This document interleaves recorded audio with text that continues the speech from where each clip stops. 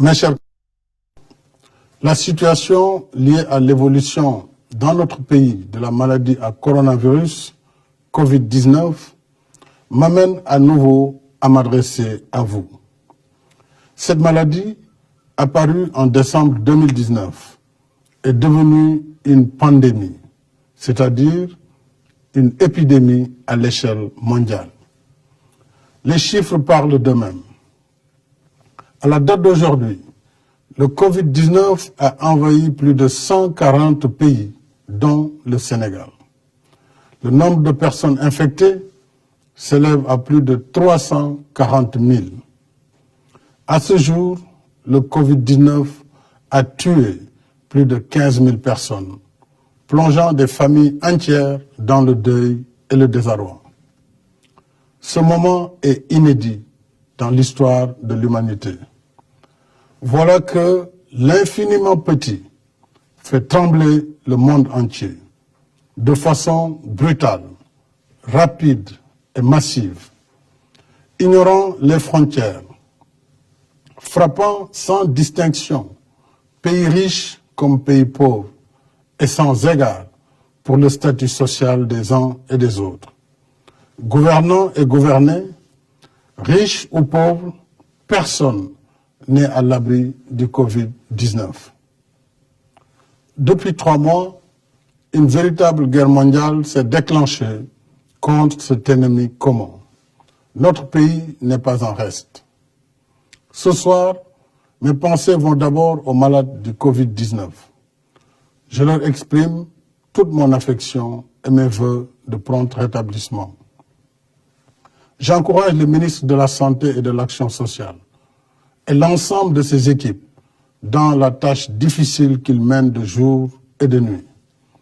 Un personnel médical et paramédical dévoué est au front d'une lutte sans merci contre le Covid-19 pour notre salut.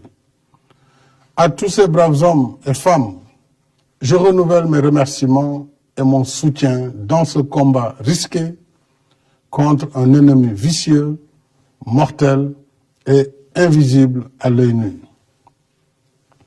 Je salue nos forces de défense et de sécurité, ainsi que toutes les bonnes volontés mobilisées dans la lutte contre le Covid-19.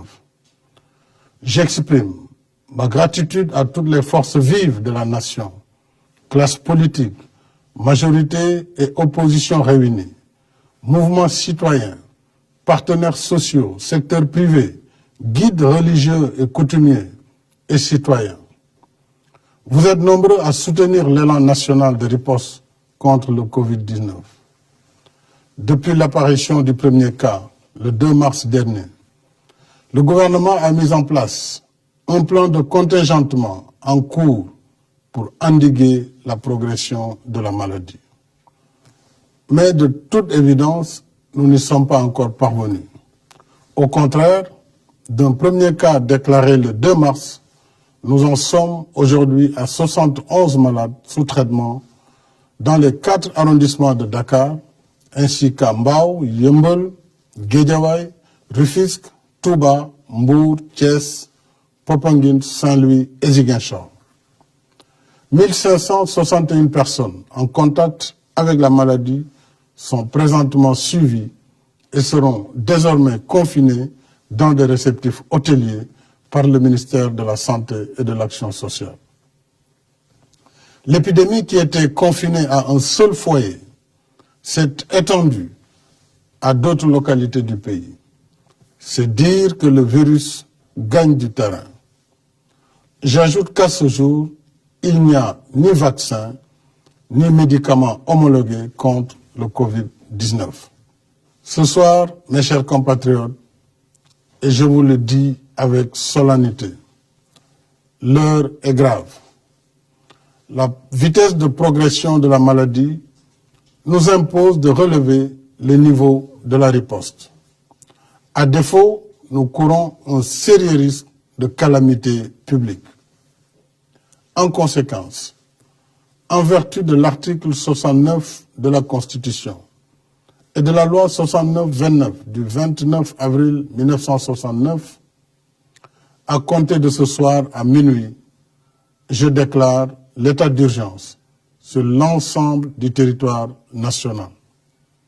Le gouvernement, les autorités administratives et l'ensemble des services de l'État concernés prendront toutes les dispositions nécessaires à l'application sans délai du décret sur l'état d'urgence. J'ordonne les forces de défense et de sécurité de se tenir prêtes en vue de l'exécution immédiate et stricte des mesures édictées sur l'étendue du territoire national. Conformément à la loi sur l'état d'urgence, ces mesures donneront en particulier aux autorités administratives compétentes le pouvoir de réglementer ou d'interdire la circulation des personnes, des véhicules ou des biens dans certains lieux et à certaines heures. D'interdire à titre général ou particulier tout cortège, défilé, rassemblement et manifestation sur la voie publique. D'ordonner la fermeture provisoire des lieux publics et lieux de réunion. D'interdire à titre général ou particulier les réunions publiques ou privées de quelque nature qu'elles soient susceptibles de provoquer ou d'entretenir le désordre. Ces mesures non exhaustives pourraient évoluer en fonction des circonstances. Elles sont assorties d'un couvre-feu sur l'étendue du territoire national de 20 heures à 6 heures. Une limitation et au besoin une interdiction sera imposée au transport de voyageurs de région à région. Le ministre en charge des Transports, en rapport avec les ministres de l'Intérieur et des Forces armées, prendra les dispositions nécessaires à l'application de cette mesure, y compris en milieu urbain. Conformément à l'article 77 de la Constitution, je saisirai l'Assemblée nationale d'un projet de loi habilitant le président de la République à prendre pour une durée de 3 mois des mesures relevant du domaine de la loi afin de faire face aux impératifs d'ordre budgétaire, économique, social, sanitaire et sécuritaire de la lutte contre le Covid-19. Dans ce cadre, j'ai déjà entamé les consultations avec les institutions de la République. Je les poursuivrai demain avec l'opposition parlementaire. Je tiens en particulier à l'approvisionnement régulier du pays en produits médicaux et pharmaceutiques. Il en est de même pour les denrées de première nécessité.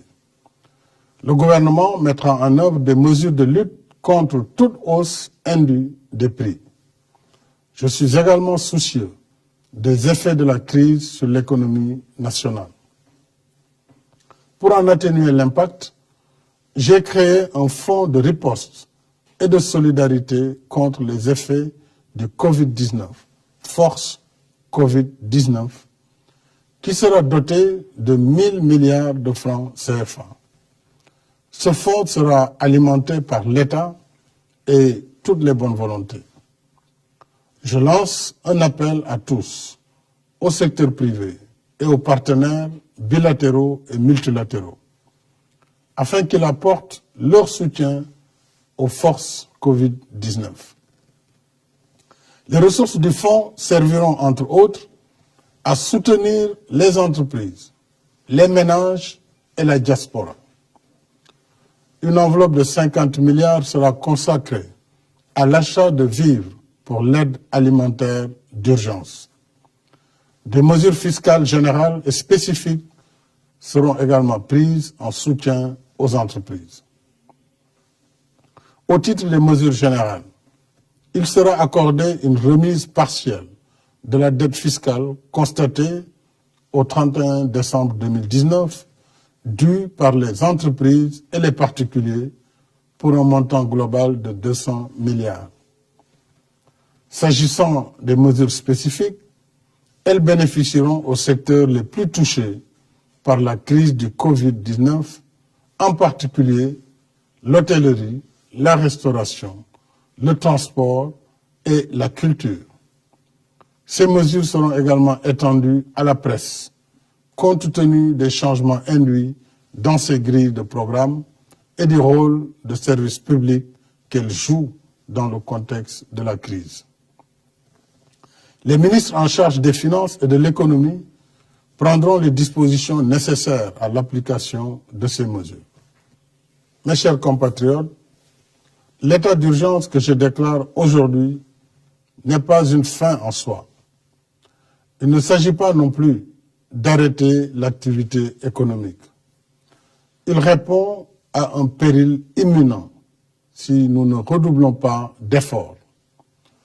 Face au péril, l'état d'urgence nous donne les moyens de renforcer nos rangs et d'intensifier nos efforts de lutte pour vaincre notre ennemi commun. Je rappelle que le virus porteur de la maladie ne se déplace pas de lui-même. Il circule à travers les personnes qui le portent, qui le déposent dans différents endroits et qui le transmettent ainsi à d'autres. Par conséquent, en limitant nos déplacements et nos rassemblements, nous arrêtons la circulation du virus. Si nous le faisons, nous avons la chance de gagner le combat contre le Covid-19. Par contre, et je vous le dis avec insistance, si nous continuons de faire comme si de rien n'était, le virus va se propager de façon encore plus massive et plus agressive. Et malgré leur dévouement, nos personnels de santé seront alors débordés et ne pourront plus contenir la situation. C'est le pire des scénarios. Nous ne le souhaitons pas.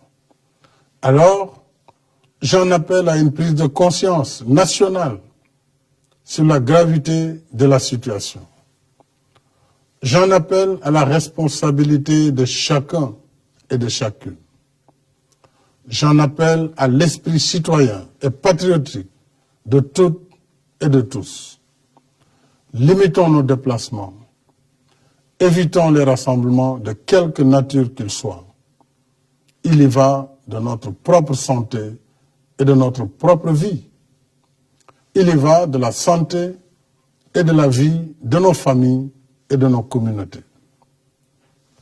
Mobilisons-nous, mes chers compatriotes. Ne laissons au virus ni la vie, ni nos vies. Il y va de notre salut. Il y va du salut de la nation. Bonsoir.